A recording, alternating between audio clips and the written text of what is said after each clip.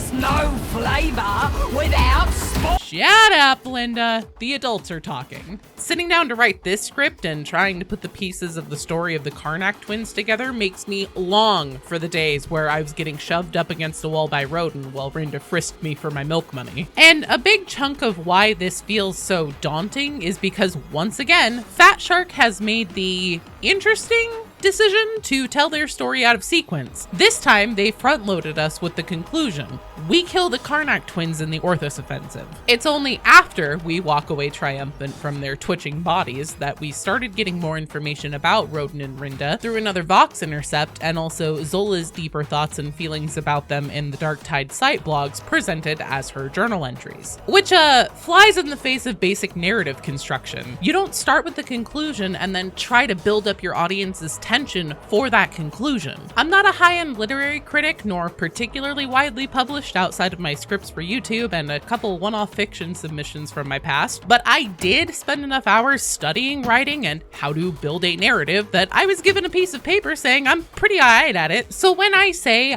I don't understand what or why Fat Shark is doing with this story, it's because I know breaking convention isn't generally a great idea. Unless you're insanely talented or have such an incredibly strong story that's made to be told out of sequence that it really sticks the landing, you are better off not trying to Quentin Tarantino your story, because if you do, your characters, timeline, and plot become hard to follow and bogged down under its own weight of delivery, instead of the focus being on your narrative. Of course, there is one way that killing the Karnak twins in the Orthus Offensive and then getting more of their backstory would make narrative sense and explain exactly why Fat Shark has been releasing information this way. And that's if the Karnak twins, or at least one of them, aren't actually dead. As we saunter, or limp away if you did the Damnation hard mode, from the corpses of Karnak after finishing the fight, you'll notice that Rinda's hand twitches at the end before the cutscene hard cuts to black. And that's a very classic visual trope indicating that perhaps taking down Wolfer's top lieutenants isn't going to be that easy, and we've not seen the last of Rinda and Rodin, or at least Rinda. So now that we know how their story seems to end, let's follow Fat Shark's threads and see what they've told us about who the twins are and why they're part of the story of the Nurgle incursion of Tertium. According to Zola's journal, the Karnak twins are born from immense wealth and status, being pampered and entitled brats that treat people terribly before finding themselves in the ranks of the Mobian 6th Regiment. Their time in the 6th itself is still a mystery, as are nearly all the details surrounding this particular trader company, especially when it comes to understanding the backstory that brought them to where we know them in the Siege of Tertium. The twins have become very close to and trusted by Wolfer since he's put them in charge of putting a stranglehold on the success of the rejects when his other officers and soldiers have failed him. It's unclear how the Karnak's relationship with Wolfer came to develop and how all three of them fit together with Zola. What we do know for sure is that since returning to Atoma for the invasion, Rodin has installed himself as the new Ragged King of the Torrent, a position previously held by an unknown person who apparently suffered some kind of misfortune. This isn't a surprising move. It reinforces Rodin's character as a spoiled brat known for cruelty against those less fortunate than himself, and of course he would immediately zero in on opportunities to continue that behavior upon arriving back to his hometown. In Vox Intercept 3, we learned that Rinda is known as the Butcher of Bragner, and through the Orthus Offensive, we've also come to learn that she, if not Rodin as well, is a cannibal. Her title as a butcher definitely implies that she is a mass murderer, but now that we know she outright eats people, it's fairly likely that butcher in her case is more of a literal meaning that at some point Rinda has killed people with the intention of using them for meat. Cannibalism is also an interesting angle for the Karnak twins. When it comes to diseases, cannibalism is a vector that can cause rare and devastating diseases known as prion diseases. It doesn't seem that either of the twins actually display symptoms of a known prion disease, but it is still a really interesting way to present a devout worshiper of Nurgle that I'd honestly never considered before. And the twins are very devoted to Nurgle. Feeding rejects to the Cauldron is a reference to the cauldron of the Grandfather himself, which is said to be kept full of rotting material so it can continue to provide fuel for the various foul plague-based schemes the agents of Nurgle spread throughout the galaxy. If Rodin and Rinda were to die, that would be a major blow to Wulfur and Admonition's campaign within Tertium. Zola herself despairs at how many rejects the pair have sent to the cauldron almost effortlessly. Hell, even the cold, calculating, and utterly dedicated to his mission interrogator Rannick believes that the cost of life spent in pursuit of the twins was not worth the results. That's bad.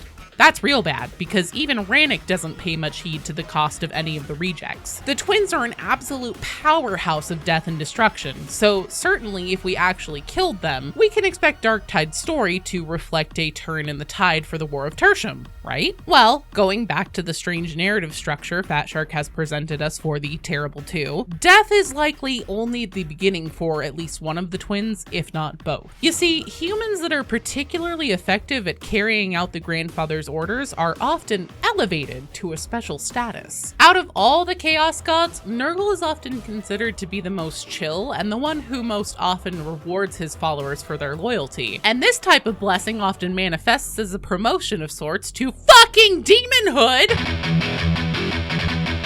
Okay, minor demonhood. But still, it's pretty rad. Nurgle likes to take humans that were specifically voted most likely to not get food poisoning at Golden Corral and elevate them to Herald status, which means that they take on the form of Poxbringers. Poxbringers are like plaguebearers, but bigger, and they have better swords. They also get their own dope-ass titles like Linda, the Spicy Flesh Eater. And interestingly enough, the twins are already packing weapons that aren't that terribly far off from what a Poxbringer or plaguebearer might have in their arsenal. Those mines Rodin plops on the floor for us are at least inspired by blight grenades, which are severed heads filled with disease that get hurled at enemies of Nurgle to melt their body with pestilence upon impact. Blight grenades are a favorite weapon of plague marines, sorcerers, and other followers of Nurgle. They've even been used by plague bearers in other 40k games. Rinda's weapon set is of course obvious. If our girl gets the pestilence promotion to public Poxbringer enemy number 1, she's already very familiar with the sword, which makes the obvious upgrade for her a bale sword, the typical weapon chosen of Poxbringers. And the tox gas that the twins use in combat is very reminiscent of the aura of disease typically found around Poxbringers. I swear that's the last time I'm going to say Poxbringers, which can often look like a hazy fog around them. On top of being noxious fumes to anyone unblessed by Nurgly Nergs, it empowers his lesser followers, which we actually do see in the fights against the Karnak twins when Poxwalker eyes glow green and they're empowered within the clouds of tox gas. So get your gas masks, take your vitamins, and get ready, because Rodin and Rinda were already a small step away from being actual demons. And since it seems they're not actually dead, it's pretty likely we'll see them coming back at us with a grotesque new glow up in the future. Reinforcing this is the fact that after Zola was returned to her duties, which, quick aside, why always with the conclusion first and then the build-up, Fatshark? We already knew Zola was going to get returned to duty. It's the first thing she says when you talk to her after completing the Orthus Offensive. You will have heard by now that I have been returned to duty. Anyway, now that Zola is back with a brand new track, she's come to find out that Rannick has sealed the files on what happened after she was pulled out of the mission, which means we also have no avenue to find out what the actual result of our hard-fought victory is. Which is awfully suspicious, Rannick. Wouldn't it be vital for Zola to know so she could be involved with strategy and preparing where to strike next? Rannick, is that a decision Grendel agreed with or your own personal decree? Rannick, I've got my eye on you. Rannick. Are you ready for Karnak Part 3? Hit me up in the comments and let me know if you think the twins are pushing up plague daisies in the Garden of Nurgle, or if we haven't seen the last of Rodin and Rinda. Obey my cat! Hit the subscribe button. And if you'd like to catch me live sometime and come play Darktide with me, go over to Joe Streams Games and drop a sub there so then you can be notified next time I go live. Who knows, you might even see yourself on a highlight video. Until next time, I'll see you out there against the Darktide.